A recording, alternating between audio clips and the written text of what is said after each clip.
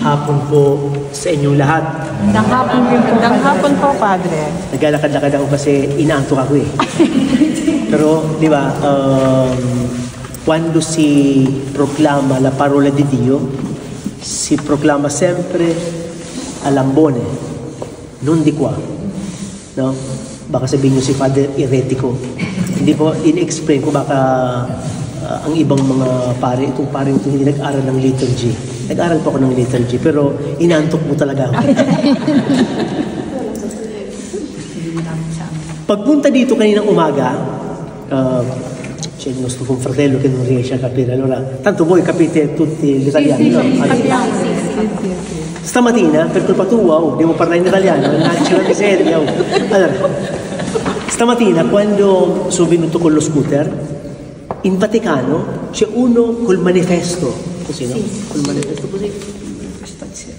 E io sul semaforo ho letto, no? Gli animali sono i nostri fratelli. E poi sotto? Sì. The animals are our brothers. Ano ba? Sabi ko, ikaw yun. Hindi ako makasalita kasi meron ako na, ho detto, ma sei tu? Il mio cane non è il mio fratello. Bakit ibinabahagi ko to sa inyo? Ang mundo ngayon ay litong-lito. Il mondo adesso è confuso, non sa più se l'elefante, il cane, il suo fratello. L'elefante è il mio fratello.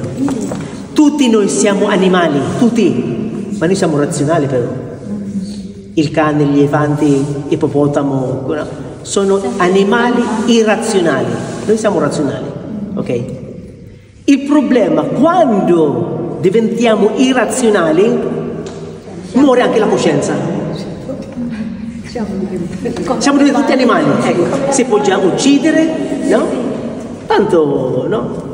Il Vangelo adesso cosa dice? Amare i nemici. Ma gli animali, questo non servono amare, nella giungla chi è più forte è forte, allora ti ammazzo, allora sono il re, no? Nell'Antico Testamento perdonare è segno di debolezza, la vendetta è segno di forza, quindi se tu mi dai uno schiaffo io ti ammazzo, è così, no? Occhio per occhio, dente per dente. Quindi se taglia l'occhio ha detto che il dente deve togliere, ma se uno è vecchio kung matanda na walang ngipin, paano yun? No? Ang tatanggal natin yun. No? Pero yan ang mga palang yan, yung postiso, pwede rin, ako may postiso ako dito eh. No? Pwede rin tanggalin yun, pero madaling tanggalin yung postiso, di ba? Walang sakit. Pero ang problema dito, itong tatlong reading, pang 7th Sunday of Ordinary Time tayo, sa March 5, mag-umpisa ang Lent, tinutulungan tayo kung paano magmahal. Hindi yung pagmamahal nyo. Kasi ang pagmamahal ni ate, mahal ko si ate dahil binibigyan ako ng pera. Pero, yan ang kondisyon niya, okay? Ang tinuturo sa atin dito, 7th Sunday ng Ordinary Time, before tayo pumasok ng Lent, il Signore ci insegna ad amare come ama Lui. Perché il nostro amore, io ti amo finché sei bello, mi innamoro di te, porca miseria. Quindi, è questo il nostro amore, Ito ang pagmamahal natin. Pero, paano ba talaga ang pagmamahal ng Diyos? Com'è veramente l'amore di Dio? E ci insegna ad amare come anche noi, di amare come Lui. Come si fa? Paano magmahal ng pagmamahal ni Jesus? Sa tatlong readings na nabasa natin, tinuturuan tayo kung paano magmahal tulad ng pagmamahal ni Jesus. Sa first reading, makikita natin yung dalawang personaji. Si Bonifacio at saka si Maria. Si Saul at saka si David. Akala ko. No? Si Saul at saka si David. Nagpapatawa. Ginigising ko lang yung sarili ko eh. Kasi, si Saul, hari, il re Saulo è molto invidioso a Davide. Pag ang invidia, anong invidia sa Tagalog? Pag ang inggit, no? Pag sobrang inggit, quando uno dentro di sé ha questo, è forte questa invidia si trasforma in galit. Tunay po yun. Si Saul, sa sobrang inggit kay Davide, gusto niyang patayin. Kaya nagpadala ng 3,000 soldati, 3,000 soldati, 3,000 soldati, per uccidere Davide. Ok? Una sera, Davide e Abisai sono andati all'accampamento. No, pumunta sa tent ni King Saul at saka yung Diyos nagpadala ng torpore. Walang nagising, nessuno si è svegliato. No, come adesso, tutti dormono. No? Kasi si Father Moring pag magsermon. No? Tutti dormono e kinuha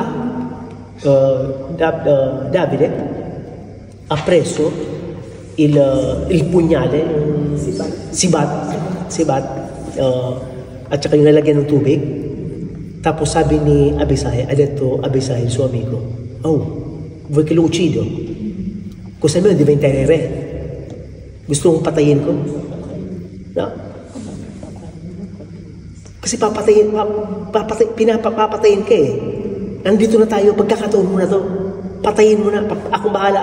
Isang saksak lang yan, hindi na sabi nga dito sa first reading. Hindi na uulitin pa. Talaga pati hindi talaga, hindi napasok kanina. Nawawala yung anto ko eh. Sabi ko, isang saksak lang yan, hindi ko na ulitin. Patay kagad yan eh. Di ba? Isang saksak lang. Isang saksak lang yung mamaya. Kaya sabi ko, grabe talaga ng Old Testament, no? Isang saksak lang, huwag natin ulitin pa. No? Anong sabi ni David eh? No. Non toccare il consacrato di Dio. Bakit nasabi yun ni David eh? Dahil 1,000 euro. Bakit? Sige nga. 1,500. Si mahal na si Fernando sa Bonifico. Ha? Ano ba? Anong hinirang sa English? Anong hinirang sa English? Hindi ko, tinanong ko kasi hindi ko alam. In-anoint. Tayo din, through baptism, noi siamo unti. In italiano, siamo unti. Pinag-consecrate tayo bilang anak ng Diyos. Through anointing, binibigyan tayo ng grasya para gumawa ng tama. Itong tanong, Father, yung iba hindi unto, yung iba hindi consecrated, yung iba nasa misyon, paano ba yun? Masisave sila o hindi? 2,000 euro. Masisave sila, hindi? Masisave. Ha? Bakit? Okay. Bakit? Ha? They are doing according to the will of the Lord. Hindi nga nila kilala eh. Their will, Tagalogin sa Hindi kilala. sa kalooban ng Diyos. Kung hindi kilala, halimbawa yung mga sa Africa, yung mga sa Brazil na hindi kilala, mga Anak ng Diyos po lahat tayo. hindi nga nila kilala eh. Tayo sinasabi natin. Noi diciamo che siamo figli di Dio, ma loro sanno. One day sa Hollywood, no? Sabi ng director, allora, sapete cosa dovete fare? No? Alam nyo ang gagawin nyo? Tatakbo lang kayo ng 300 meters na habulin kayo ng tigre.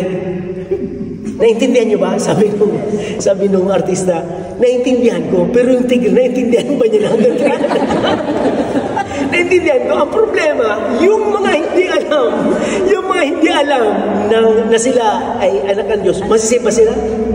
3,000 euro. Ano nga? Yung si ate, sabi ni ate, through will of God. Ano pa? Depende, Father, sa ginagawa nila. Kung sila may mabuti silang ginagawa sa kapwa nila. 5,000 euro. Okay, ano pa? Isulat niyo ito, isulat niyo. Dovete scrivere. Non scrivete, no? Scrivete nel cuore della mente. Gli altri, i nostri fratelli, questo è importante, è importante. Loro si salvino e si salvano tramite la loro Konsensya. Konsensya. According to Konsensya. Konsensya. Hindi po sinasabi magiging father ng kapakasasay. Konsensya. Sa atin yun. Ay, yung ibang hindi kilala. Kung hindi kilala, Hindi konsensya. kilala eh. Okay? Kaya ako bobo, pero nakikinig din ako sa maestro ko nung estudyante ako. So, paano yung mga sa missionary ka? Tama nga naman, di ba? Tama naman. Pero, yun nga, tramite lang kusyensya. Yung animal, paano yun? Walang kusyensya ng animal eh. Tayo lang yun, di ba? Kasi, nung kinreate ng Diyos, quando Dio ha creato l'uomo e la donna, non ha creato con la religione, musulmano, protestante, cattolico, o con la legge, con 10 comandamenti. Hindi naman create ng Diyos, ma ha creato con la coscienza. Adamo, Eva, bakit ka nagtatago? Ha? Image and likeness po din, Father. Create namin sa laki, pero may konsensya. Tama yun, no? Oh, may konsensya, yung konsensya yung nagsasabi sa atin sa loob natin na mali ito. Bonum facendum, malo evitandum. No? Sa konsensya natin, may nagsasabi na, Father, huwag kang mang-chicks, mangyalagi ka na lang. Ay, maliway ko. Pero, di ba? Pwede yun, nga, dapat talaga. Inaantok talaga ako, mami. Anyway, no? Pero, baka maniwala kasi nagsawa na ako sa bahay. Malalaki naman.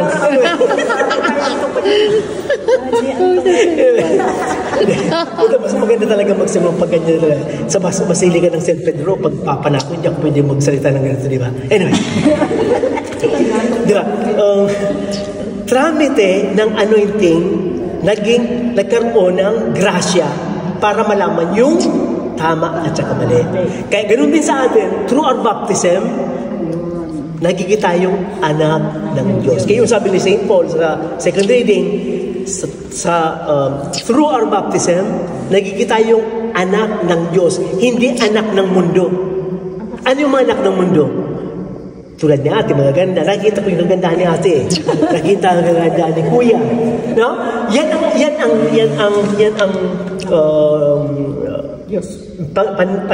pananaw natin sa mundo. Kasi tao lang tayo eh. Pero sabi ni St. Paul, no. Pairalin natin yung paraiso, yung panglangit. Diba? Panglangit. Kasi maski hindi gwapo si kuya, gumagwapo na lang si kuya. Maski hindi maganda si ate, gumaganda si ate. Kasi vedo oltre. No? Vedo oltre. Hindi ko nakita yung 5 euro, ba't nakita ko yung 5,000? Mas maganda na. Mas makikita natin to sa mas magiging klarado yung sa gospel. Ang pagmamahal pala ng Diyos na sinasabi sa atin ay graduale. Gradual, hindi diretso. Number 1, ang sinasabi dito sa gospel, dapat daw gawin natin yung dobbiamo fare la regola d'oro. Qual è la regola d'oro? 5,000 euro. Golden rule. Yeah, anong golden rule? Golden rule. Do not do unto others as the others do unto. Huwag niyong gagawin sa iba kung ayaw nyo yung gawin sa inyo. Non fare a nessuno ciò che non piace a te. Okay? Kung ayaw nyo chismis, huwag tayong mag-chismis. No? Kung ayaw nating sampalin, huwag kang manampal. Pero sinasabi rin dito, no? Pag sinampal ka, ibigay mo isang piske. Ano ibig sabihin nun? Alam mo, pag sinampal ako ni Fernan, I love you. Hindi yun, hindi. Non è così. Non è che quando ti do uno schiaffo, no? Mi dai uno sberro dall'altra parte, no. Perché se tu mi dai lo schiaffo, io ti sparo. No? Non è così. Sinasabi dito sa secondo punto, graduale, alam natin yung huwag gagawin sa iba, yung kung ayaw mo gawin sa iyo. Sabi ni Jesus, pangalawang punto, na mahalin ang kaaway. Hindi madali magmahal ng kaaway. Meron ba tayong coraggio magmahal? Abbiamo il coraggio se qualcuno magari ti ammazza la moglie e poi lo perdoni? Ti ammazza il marito, poi dopo lo perdoni e lo dici ti amo. se ti stuprano le vostre figlie e dite, Signore, grazie, ti voglio bene. No? Yung pang tao, talagang pupugutan, hindi lang pupugutan ko yan ng isa, hindi lang dahan-dahan ang pagtanggal ko sa inyo ng kamay. Kung ako yun, mamma mia talaga. Jesus, buti na lang, dito ako sa Italia. Kasi kung nasa Pilipinas ako, mamma mia. Signore po, talaga ang Panginoon, talagang mahal na mahal tayo. No? Di ba? Kailangan daw magpatawad. Pero, no? Ito yung pangatlo. Siate perfetti, come Dio è perfetto. Ano ibig sabihin nun? Yung Diyos, wala nang perfecto eh. Ang Diyos lang ang perfecto. Pero bakit sinabi yun, perfecto? Kasi pag maging perfecto tayo, ibig sabihin niyan, nasa mental hospital na kayo. Nasa cementerio na kayo pag perfecto. Walang perfectong tao. Nessuno è perfetto. Quando non è perfetto, saremo già tutti in manicomio o siamo già tutti al cimitero. Ok? Finché respiriamo ci saremo sempre i problemi. Finché respiriamo marami tayong mga problema. No? Pero, anong sabi ni Jesus?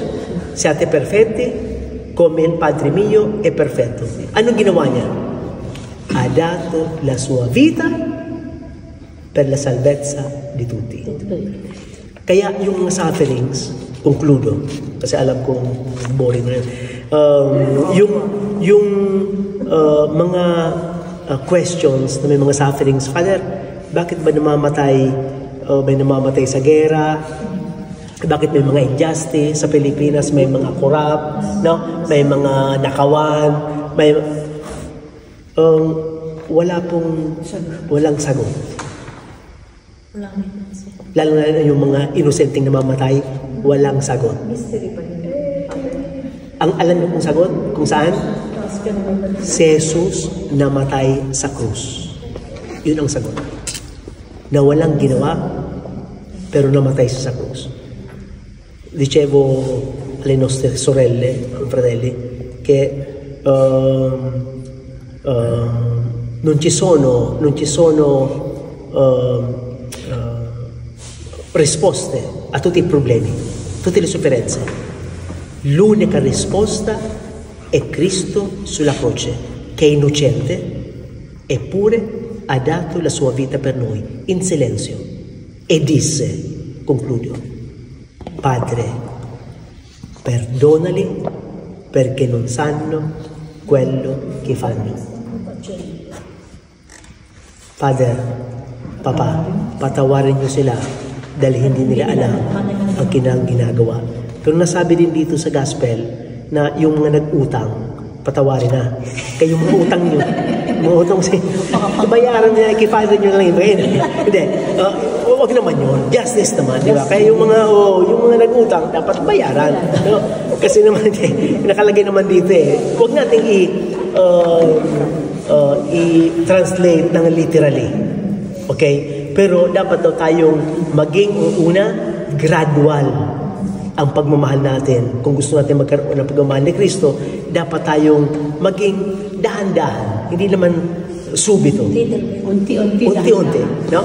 Papasok po tayo sa March 5, papasok tayo sa Ash Wednesday. No? Sa Ash Wednesday, ipagdasal natin sa Panginoon na sana bigyan tayo ng grasya na magbago. No? Maski na yung sa desire man lang natin, di ba? Pero mas mabuti yung desire, ilagay natin sa action. Kasi marami tayong mga intensyon, marami tayong nasa isip lamang, pero hindi natin ginagawa. Pero kung ihingi natin sa Panginoon, magiging posible. Mahirap, pero hindi imposible. Kundi posible. Maraming salamat po. Tapos na po ako. Amen.